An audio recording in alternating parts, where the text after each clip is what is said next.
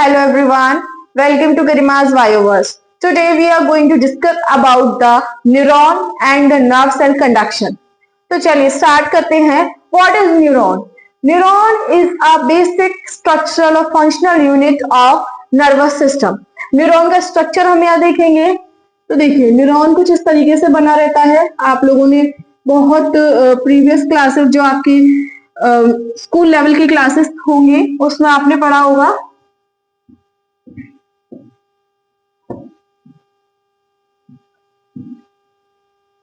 That is neuron.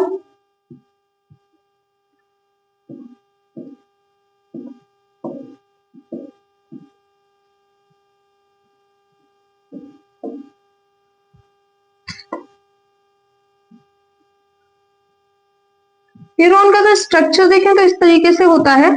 ये nerve ending है. अब यहाँ देखिए आपको एक ट्री जैसा स्ट्रक्चर दिख रहा है.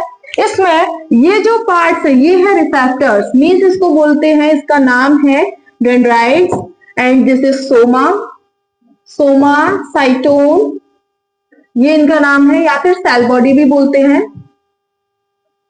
That is nucleus. Nasal granules are there.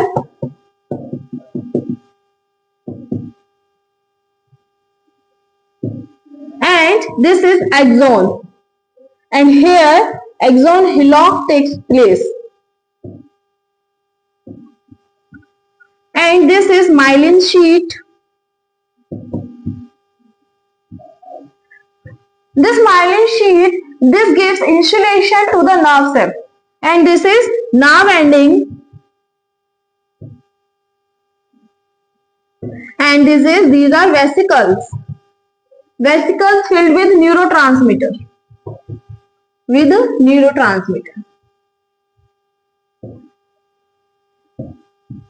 अब लिसन, इसमें ये जैसे हमारी बॉडी है, हमारी बॉडी में कुछ भी चीज पिंच हुई है. जैसे कि अगर मैं कोई पेन लेकर अपनी बॉडी में स्टैक करूं तो वो जो पिंच होगी तो हमारे जो नर्व्स होंगे उन नर्व्स में कुछ ना कुछ कंडक्शन होगा. कंडक्शन कैसे होगा? अगर इसको मैं ओवरव्यू दूं तो अगर कोई भी सेंसेशन, जैसे अभी मेरे को आके कोई भी पिंच करता है तो वो सेंसेशन मेरे ब्रेन तक कैसे गया? By the help of these nerves, these neurons. तो यहाँ पर जो रिसेप्टर्स है ये डेंड्राइट्स, ये मैसेज को रिसेप्ट करता है and it will pass to the cell body soma and then it will goes towards the axon and at the end of the nerve. And उस एंड के बाद ये जो मैसेज था, जो इंफॉर्मेशन थी, वो किसके फॉर्म में यहाँ पर आया? इन दिस न्यूरोट्रांसमीटर, न्यूरोकेमिकल्स के फॉर्म में आएगा. अगर केमिकल सिनेप्स होगा तो. अब सिनेप्स क्या होता है? अब एक और न्यूरॉन होगी, न्यूरॉन की चेन ऑफ न्यूरॉन होते हैं. अब एक और न्यूरॉन जो नीचे होगी तो इनके बीच का जो गैप होगा दैट इज सिनेप्स. जो जंक्शन होगा, जो पॉइंट ऑफ इंटरेक्शन होगा दैट इज सिनेप्स. अब इस सिनेप्स में ये आपको वेसिकल्स दिख रहे हैं. These vesicles are filled of some chemicals. अब ये केमिकल्स क्या होंगे? Neurotransmitter. Neurotransmitter can be protein in nature, amine in nature, steroids. ये सब न्यूरोट्रांसमीटर हो सकते हैं. जैसे कि आपने नाम सुना होगा ग्लूटामिन, गाबा और भी बहुत सारे होते हैं. तब यहाँ पर इनका जो वेसिकल्स है वो रप्चर हो जाएंगे. रप्चर होने के बाद ये न्यूरोट्रांसमीटर यहाँ पर रिलीज आउट हो जाएगा और ये न्यूरोट्रांसमीटर रिलीज होकर के दूसरे नर्व सेल की न्यूरॉन की डेंड्राइट्स पर रिसीव होगा. इस तरीके से फिजिकली ये प्रोसेस पूरा होता है. लेकिन अब इसको हम एक्शन पोटेंशियल के रूप में कैसे देखेंगे? चार्जेस के रूप में कैसे देखेंगे? लाइक कि मैंने आपको बताया कि ये एक ऐसा एरिया होता है जहां से एक्सॉन हिलॉक, जिसको एक्सॉन हिलॉक कहते हैं. इसको एक्सॉन हिलॉक क्यों कहते हैं? क्योंकि यहाँ से एक्शन पोटेंशियल का जनरेशन स्टार्ट होता है. बेसिकली अगर मैं न्यूरॉन की मेम्ब्रेन की बात करूं तो न्यूरॉन की मेम्ब्रेन लाइक दिस. अब इसका जो इंटरनली अंदर की बात करूंगी, अंदर नेगेटिवली चार्ज होता है एंड बाहर it will be positively charge. ये पॉजिटिवली चार्ज होता है. अंदर मोर नेगेटिव होता है और बाहर मोर पॉजिटिव होता है. अंदर मोर नेगेटिव होगा मीन नेगेटिव आयंस ज्यादा होंगे. तो इन केस में हम ज्यादातर सोडियम एंड पोटेशियम आयंस का फ्लो पढ़ते हैं. तो जो प्लस वाले चार्जेस हैं यहाँ पर सोडियम आयंस होंगे और यहाँ पर पोटेशियम आयंस होंगे. अब जब ये अभी रेस्टिंग मेम्ब्रेन पोटेंशियल है, ये आरएमपी है, रेस्टिंग मेम्ब्रेन पोटेंशियल, मतलब जब रेस्ट में है न्यूरॉन उस टाइम पे ऐसा स्ट्रक्चर रहता है हमारे नर्व सेल की मेम्ब्रेन का। और जो रेस्टिंग मेम्ब्रेन पोटेंशियल होता है दैट इज -65 MV मिलीवोल्ट, इतना होता है। अब इसके बाद जैसे ही कोई चीज स्टैक करती है तो सोडियम चैनल्स खुल जाते हैं। सोडियम चैनल्स खुलने की वजह से जो सोडियम आयंस है वो जल्दी जल्दी अंदर आना स्टार्ट कर देते हैं। जैसे ही वो अंदर आएंगे तो क्या होगा, ये जो माइनस का है ये कन्वर्ट हो जाएगा इनटू प्लस। ये किस में कन्वर्ट हो जाएगा, ये प्लस होना शुरू करेगा। और ये एकदम से जल्दी से जब सोडियम आयंस अंदर आते हैं मींस क्या हो रहा है, डीपोलराइजेशन हो रहा है।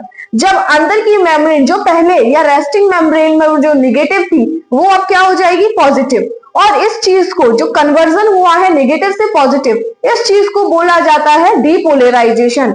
जब डीपोलराइजेशन होगा तो ये लगभग 40 मिलीवोल्ट तक आ जाता है। 40 मिलीवोल्ट तक आने के बाद यह पॉजिटिव हो गया। अब ऐसे ही इसका जो एक्शन पोटेंशियल है ये इसी तरीके से होता है।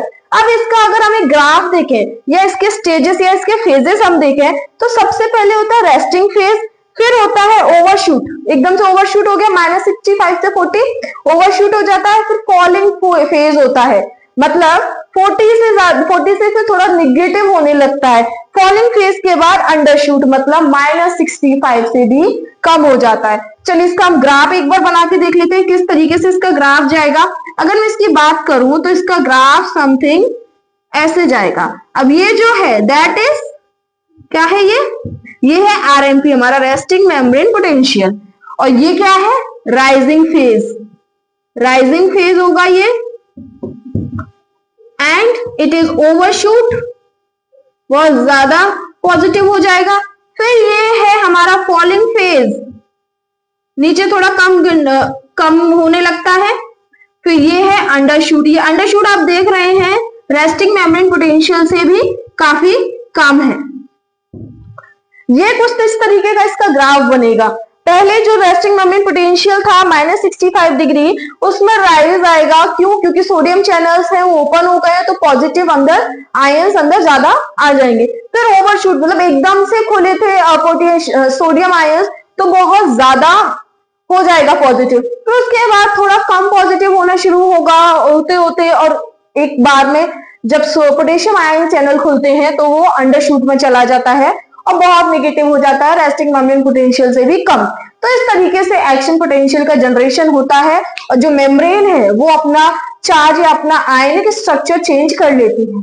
तो ओके स्टूडेंट्स, आप लोगों को आई होप आप लोगों को क्लियर हुआ हो। ये हमारा न्यूरॉन का स्ट्रक्चर है। इस न्यूरॉन के पार्ट्स आपको अच्छे से पता होने चाहिए, कौन से पार्ट का क्या वर्क होता है ये आप अच्छे से याद रखेंगे। न्यूरोट्रांसमीटर्स क्या होते हैं, न्यूरोट्रांसमीटर्स की पूरा फॉर्मेशन और पूरा उनका कैसे रोल वर्किंग क्या होती है, कैसे वो एक्ट करते हैं, कौन सा न्यूरोट्रांसमीटर कब एक्ट करता है, क्या सिचुएशन होती है, ये सब हम अपनी नेक्स्ट वीडियो में पढ़ेंगे। So thank you very much students and stay tuned with me. Thank you.